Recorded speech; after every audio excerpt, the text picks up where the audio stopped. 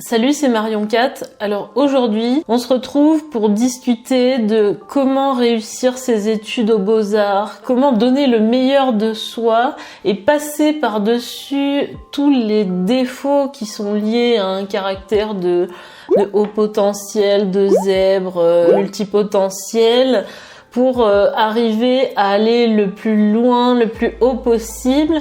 Alors si tu me connais pas encore, je suis Marion Cat. J'ai fait 5 ans d'études en école d'art, je suis artiste. Alors sur ma chaîne, j'ai déjà fait plusieurs dizaines de vidéos sur le sujet des écoles d'art, comment optimiser son passage aux Beaux-Arts, comment tirer le maximum de ses études, des conseils, des astuces pour les réussir. Donc je te mettrai tout, il y a une playlist dans le i. Mais je me limite pas à ça. Mon propos principal est dans le fait de devenir un artiste accompli par soi-même, un self-made artiste. Et pour ça, je t'aide à bâtir un état d'esprit, une culture artistique pour devenir quelqu'un d'indépendant qui ne répond pas aux modes, aux codes et aux différents milieux artistiques qui enferment ta personnalité. Alors pour ça, je parle d'entrepreneuriat, de développement personnel, d'art contemporain, de culture artistique et plein d'autres sujets qui tournent autour de ça. Pour pas rater mes prochaines vidéos, je t'invite à t'abonner, je pense qu'elles pourront t'apporter beaucoup de valeur si tu es artiste ou étudiant en art, et à activer aussi les notifications pour pouvoir recevoir les vidéos en temps et en heure. Alors tu vas me dire, mais pourquoi tu nous parles de ça? Les beaux-arts, les écoles d'art, c'est un repère à multipotentiel. Le sujet du multipotentiel, le sujet de la zébritude, comme on dit, est un non-sujet puisque le fait d'être artiste, de s'intéresser à plein de choses, de pratiquer plein de médiums et d'être ouvert sur tous les sujets, de faire des choses très disparates et d'aller très loin dans toutes sortes de recherches, c'est complètement compatible avec le fait d'être artiste. Je te répondrai oui avec le fait d'être artiste, mais pas forcément avec le fait d'être un étudiant en école d'art, parce qu'on est dans le cadre d'une école et qu'il y a un certain nombre de critères dans lesquels tu dois rentrer, et on n'est pas dans la création pure, on est dans un certain apprentissage. Et comme tu le sais, à l'école, à l'université, c'est pas évident d'être un multipotentiel. On va voir tout de suite quels sont les problèmes qui se posent et comment on peut les surmonter pour devenir meilleur, pour progresser, tout en tenant compte de sa nature. Alors, j'ai pris quelques notes sur mon iPad, donc si je regarde par là, c'est normal. Alors déjà, les problèmes qui se posent quand on est multipotentiel, c'est que on a tendance à aller trop loin dans ses recherches, à être trop perfectionniste. Et ça, c'est compliqué parce que quand tu es en études d'art, t'as pas beaucoup de temps pour rechercher des références, pour développer un propos sur ton sujet, pour commencer et terminer des dossiers théoriques. Donc on a souvent tendance, enfin moi c'était mon cas, de toujours prendre des heures pour lire des bouquins. Avant j'ai fait 1 an en fac d'histoire aussi et c'était pareil. Je me suis rendu compte que j'ai lu énormément de bouquins qu'on m'avait donnés dans les bibliographies parce que j'avais l'impression que il fallait que, comme on nous avait dit, il fallait être curieux, vraiment être ouvert à tout et lire plein de livres sur un même sujet pour pouvoir en parler ensuite dans une copie. Et je me suis rendu compte qu'en fait, il fallait surtout apprendre son cours et le replacer dans la copie. Donc aux Beaux-Arts, c'est un peu la même chose. Je te dirais, quand tu as tendance à être perfectionniste, c'est assez compliqué. On verra par la suite dans la deuxième partie toutes les solutions aux problèmes que je te pose. Un des problèmes les plus courants quand on est multipotentiel, c'est qu'on a tendance à se disperser. Et notamment quand on fait de l'art, on a tendance à vouloir pratiquer tous les médiums, à vouloir lire tous les bouquins sur les artistes, concrétiser toutes ces idées. Si t'es comme moi et que t'as à peu près une idée par jour, ça devient extrêmement compliqué. On a tendance à partir dans tous les sens, autant sur le niveau théorique que le niveau pratique.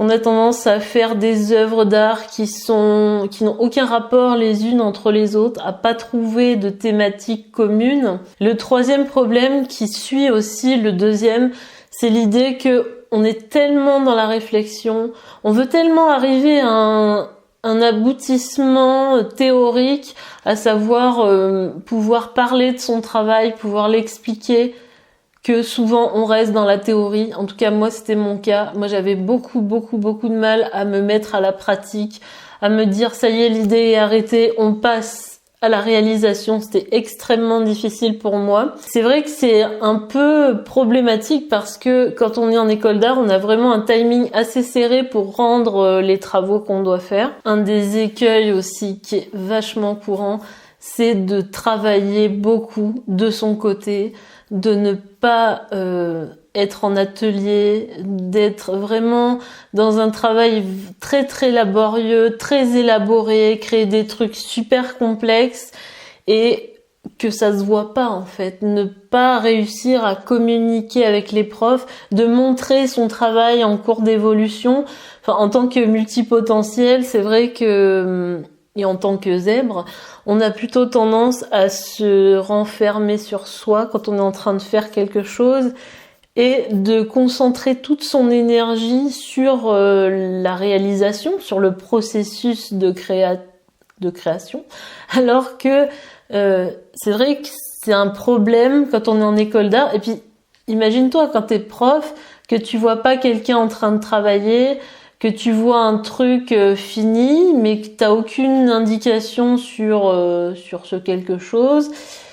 C'est difficile à appréhender, c'est difficile à noter, donc c'est vrai que ça, c'est encore un écueil dans lequel on tombe trop facilement.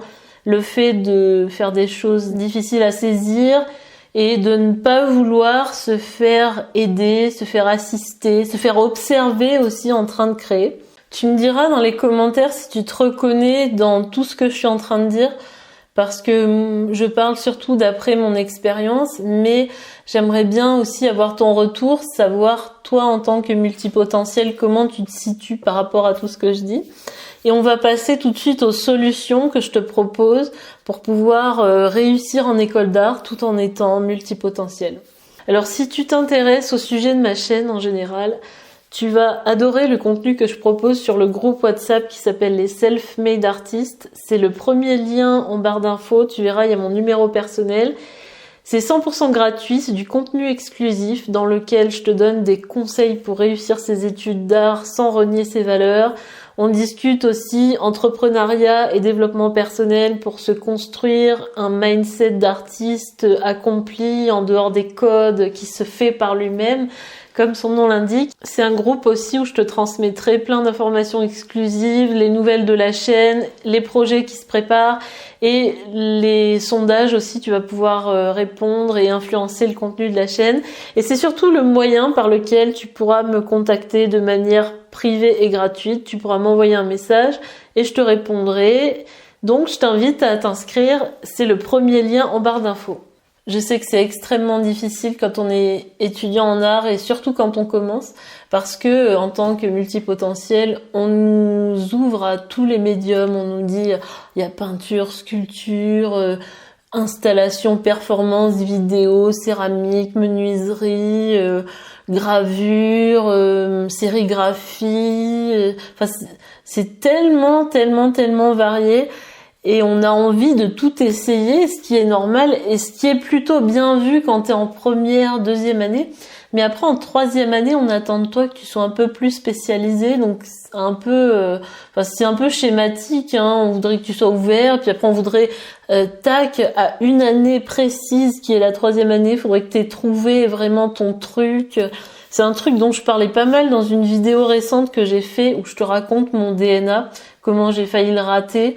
Je te le mets tout de suite dans le i pour que tu puisses comprendre tout ce que je suis en train de dire là. Mais c'est vrai que moi, je te conseillerais déjà de te centrer sur 2 ou 3 médiums maximum. C'est-à-dire sculpture, vidéo et puis photo, ou alors sculpture et vidéo. Je dirais que le mieux, c'est de partir sur un médium qui est vraiment visuel, qui est vraiment palpable, tu vois, comme je sais pas, la sculpture, la peinture, et pourquoi pas un médium plus expérimental comme la vidéo, et en choisir un des deux ou un des trois qui soit le principal, et ensuite ajouter d'autres médiums de manière un peu plus sporadique, parce que c'est assez compliqué, si tu veux, d'asseoir son expertise quand on est artiste. Sur 50 000 médiums, on va se dire que t'es quelqu'un qui part dans tous les sens. Et surtout, je pense que tu vas manquer de temps pour pratiquer l'ensemble de ces médiums et arriver à un certain stade d'habilité si tu pars dans tous les sens. Alors que se centrer sur 2 ou 3 médiums, c'est pas mal. Ça montre que t'es quand même dans une recherche, que t'es pas fermé sur le dessin, sur la peinture, que t'es pas dans un truc de complètement hermétique, de technique. Mais en même temps, déjà, ça te permettra aussi d'avoir des idées plus rapidement. Tu vas penser immédiatement tac, sculpture, peinture ou vidéo, photo. Tu vas être tout de suite dans un axe un peu prédéfini et ça va te gagner du temps. Et surtout, tu vas gagner en sérénité au moment de faire tes productions artistiques. Ensuite, une deuxième idée pour être plus zen dans sa création artistique quand on est multipotentiel, c'est de faire avec les matériaux que tu peux avoir, qui peuvent être à ta disposition, soit que tu peux avoir gratuitement, que tu peux récupérer dans la rue, tu peux récupérer chez d'autres personnes, que tu peux récupérer gratuitement, je sais pas, dans des entreprises, ou alors des choses que tu peux acheter par tes propres moyens, qui sont pas extrêmement chers. Je pense que c'est pas mal de penser un peu en termes de budget aussi, parce que moi, de mon expérience, je sais que j'ai imaginé des projets complètement fous, complètement délirants, qui nécessitaient des investissements énormes et que j'ai jamais fait parce que j'étais étudiante, j'avais pas un argent fou à ma disposition, et puis en plus j'arrivais pas forcément à les transporter, j'avais pas forcément le véhicule adapté pour ça. Donc je te dirais que si tu veux vraiment que tes projets voient le jour, de miser sur des matériaux que tu peux acheter ou récupérer. Troisièmement, je te proposerais de pratiquer le médium dans lequel tu es déjà à l'aise, parce que, qu'on soit clair, par exemple, moi, mon médium de prédilection, celui que je pratiquais avant d'être aux Beaux-Arts, c'était la vidéo. C'était ce que j'aimais le plus, la vidéo et la photo. Et il faut savoir que ça va être compliqué de te mettre à 100% dans un nouveau médium et de devenir habile dedans. J'en parlais dans le premier conseil, mais c'est vrai que c'est compliqué au niveau du timing, quoi. Ça prend énormément de temps quand tu veux pratiquer un nouveau médium, que tu veux arriver à quelque chose d'intéressant plastiquement à partir de ce médium-là, et que tu viens juste de le débuter. Et surtout, si tu étais un expert, par exemple moi, si j'aimais la vidéo et si j'avais une certaine habilité, une certaine facilité à en faire avant les Beaux-Arts, c'est bien que c'est un médium qui me correspond. Donc je te dirais, pour gagner du temps et surtout pour gagner des points aussi, c'est peut-être un peu, c'est peut-être trop pragmatique dit comme ça, mais pour arriver à progresser, pour arriver à te hisser dans le haut du tableau parmi les autres étudiants, parce que je te rappelle que il y a quand même des sélections entre la 3e et la 4e année. Je pense que ça, j'en ferai une petite vidéo. Il y a des sélections et le temps n'est pas infini. Les 3 premières années, on te demande énormément de rendu dans énormément de médiums, mais c'est quand même bien que se dégage naturellement une certaine appétence pour un médium, une certaine appétence pour la sculpture, la peinture, le dessin, ce que tu veux. Mais c'est ce qu'on est censé découvrir en vrai quand en première année, 2e année, on te demande de tout expérimenter. C'est un peu schématique en fait, on essaye de te faire découvrir dans quel médium tu vas être bon, mais souvent, sans se mentir, on le sait déjà. Moi, je savais déjà qu'en vidéo, j'étais pas mauvaise, mais j'avais pas forcément envie de faire de la vidéo parce que pour moi, en tant que multipotentiel, les Beaux-Arts, c'était l'occasion de tout recommencer, de tout découvrir, ce qui est une bonne chose. Moi, je regrette pas forcément d'avoir fait beaucoup d'expérimentations, mais je me dis que si j'avais été plus dans l'optique de réussir tout de suite, j'aurais peut-être privilégié des médiums que je maîtrisais davantage. Alors, une fois que tu as cerné ton médium de prédilection, parmi les 2 ou 3 médiums que tu as choisis, ça sera le principal et je te conseillerais de le bosser à fond. Ça te permettra aussi de trouver des références plus facilement en rapport avec ce médium-là et d'être plus à l'aise, d'être moins dans la remise en question perpétuelle de tout ce que tu fais, de toutes tes créations. Je te suggère de trouver un thème de recherche théorique, même si c'est un peu critiqué comme démarche, mais surtout prends-le pour toi, considère un thème global, un thème très ouvert, ça peut être n'importe quoi, un thème qui correspond à tes valeurs. Par exemple, tu pourrais parler du sacré, du religieux, de la provocation par rapport à la religion. J'avais une copine qui faisait ça. Ou tu pourrais parler aussi de nature globalement, d'animaux, de choses végétales, naturelles, ça peut être ça. Ça peut être un thème vraiment théorique comme la nature, la religion, pourquoi pas le féminisme, pourquoi pas la technologie, des choses comme ça. Et ça peut être aussi, si tu es un peintre par exemple, tu peux travailler sur un thème plus formel, par exemple sur le fragment, sur le cadre. Ça pourrait être un thème aussi qui te permet d'évoluer davantage plastiquement. On va dire qu'un thème plus théorique comme, le féminisme, l'écologie, la technologie, le quotidien, la banalité, c'est un thème qui va te permettre d'avoir une réflexion beaucoup plus conceptuelle. Je sais pas si c'est clair ce que je raconte, mais t'as d'un côté les thèmes théoriques qui permettent d'aller vers des réalisations plutôt conceptuelles et les thèmes formels qui vont permettre de réaliser plastiquement des choses, de travailler plus le matériau, la forme, la couleur. Et alors, trouver un thème, ça va te gagner énormément de temps, ça va te libérer d'une charge mentale absolument énorme parce que tu sauras déjà dans quoi tu évolues, tu sauras déjà quels sont les artistes qui travaillent déjà dans ton thème. Et je pense que aux Beaux-Arts, on a besoin d'un certain cadre, même si on est poussé à s'ouvrir à plein de choses. Le problème, c'est que c'est tellement vaste, il y a tellement d'artistes qui travaillent sur tellement de choses différentes, il y a tellement de possibilités que on en finit paralysé. Moi, c'était un énorme problème, cette liberté immense, ces possibilités infinies, et je m'en sortais pas, j'arrivais pas à faire quelque chose d'intéressant, quelque chose de suivi dans la forme.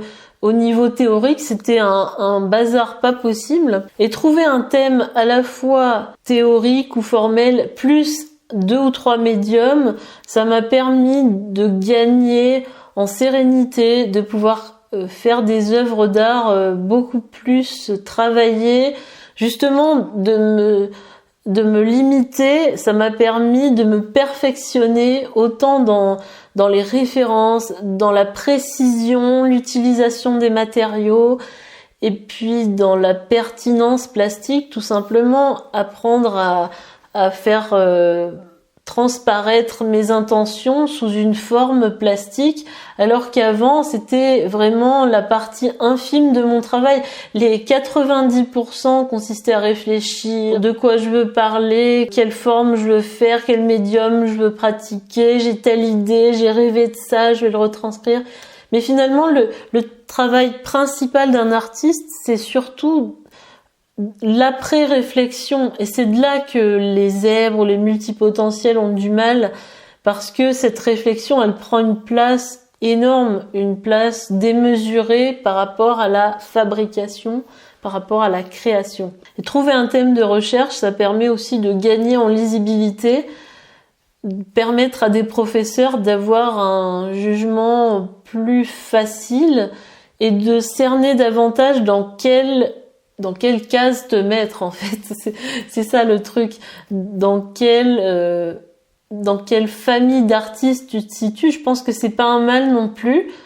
Pour finir, j'ai envie de te dire que tu es dans une école, tu n'es pas encore dans le monde de l'art, et comme dans toute école, il y a des attendus, il y a des critères d'évaluation qui sont, en l'occurrence, quand on est aux Beaux-Arts, c'est l'art contemporain. Tu es dans une école d'art contemporain. Et j'avais déjà fait une vidéo là-dessus qui s'appelait à propos des idéalistes aux Beaux-Arts, et je te la mettrai dans le petit i tout de suite.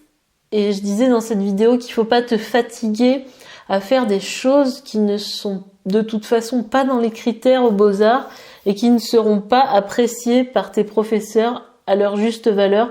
Ça veut pas dire qu'elles sont pas bien en soi, ça veut pas dire que tu ne peux pas exister en tant qu'artiste quand tu penses différemment de ce qu'on attend de toi en école d'art, mais il faut savoir que comme dans toute école, on te juge selon des critères, on a des biais, on a des axes de recherche très précis d'une école à l'autre, et c'est important d'en avoir conscience, c'est important de se renseigner dès le départ de ce qu'on attend de toi, quels sont les critères d'évaluation, qu'est-ce qui a permis par exemple à des étudiants qui sont plus âgés que toi de réussir, quels sont les codes en gros.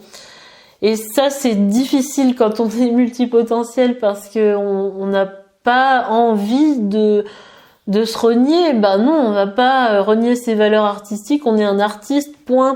Oui, sauf que c'est pas tout à fait comme ça que ça se passe, c'est pas aussi simple que ça en a l'air, et on est bien obligé d'accepter les codes puisque on est dans un système.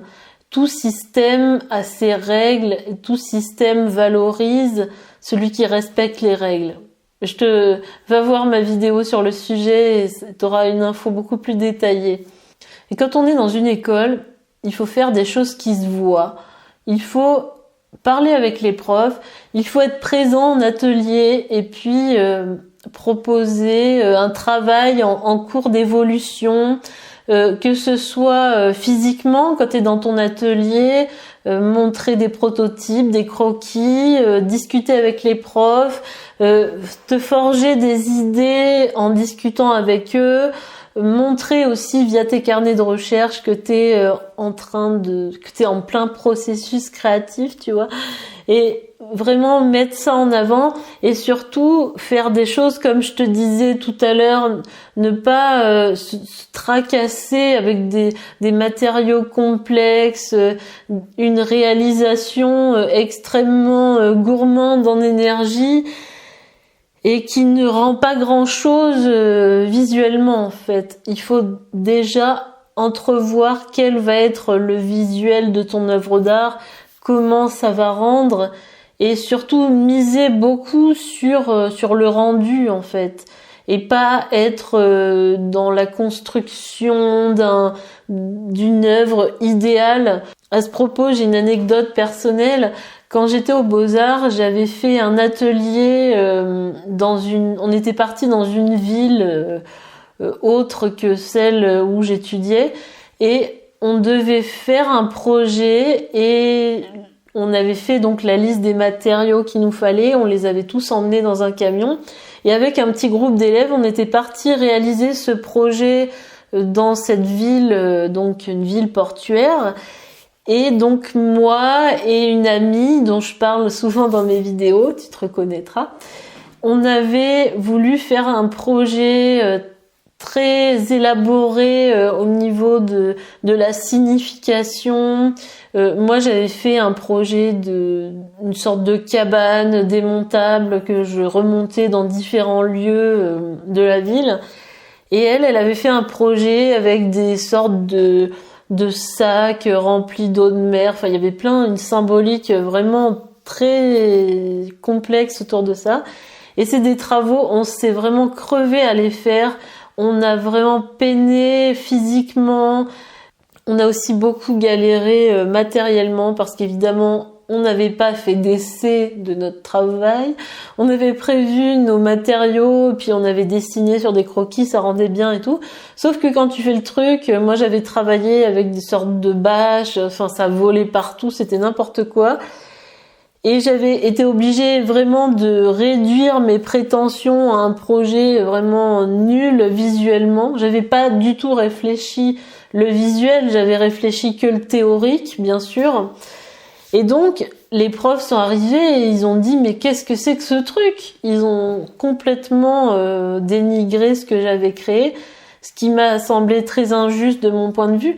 Mais il faut se mettre à leur place aussi. Visuellement, ça ne donnait pas grand-chose.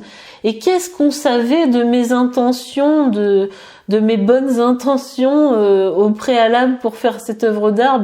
On savait pas. Personne n'a compris. Et c'est ça le danger, si tu veux, c'est d'avoir des intentions, d'avoir un truc vraiment hyper élaboré dans sa tête, autant techniquement que théoriquement, et qu'à la fin ça rende rien parce que tu ne t'es pas concentré sur le visuel, que tu n'as pas fait d'essai au préalable, que tu n'as pas soigné la forme, les matériaux, le rendu. C'est vraiment ça le truc central que j'aimerais te dire dans cette vidéo. Et par ailleurs, quand on est dans une école, il faut se dire que si tu ne trouves pas ton style d'artiste, si tu n'arrives pas à trouver ton truc, c'est pas grave. Tu ne joues pas toute ta carrière en école d'art. Tu pourras tout à fait recommencer à zéro. Moi, c'est ce que je suis en train de faire actuellement. Je te mets dans le i une vidéo où je te raconte tout mon parcours après les beaux-arts et la manière dont j'ai retrouvé de la motivation à faire de l'art. Mais on a l'impression que ça y est, on joue notre vie, il faut trouver notre médium, il faut trouver notre axe de recherche. Alors, je te conseille d'en trouver, mais ça peut être aussi le temps des études, le temps qu'on apprenne à se connaître, parce que un travail artistique, c'est une recherche de toute une vie, et c'est surtout en pratiquant que tu trouves aussi ton style et que tu peux théoriser un minimum ce que tu fais. Mais comme aux Beaux-Arts, tu es dans un temps limité, c'est bien de trouver un peu artificiellement ton sujet.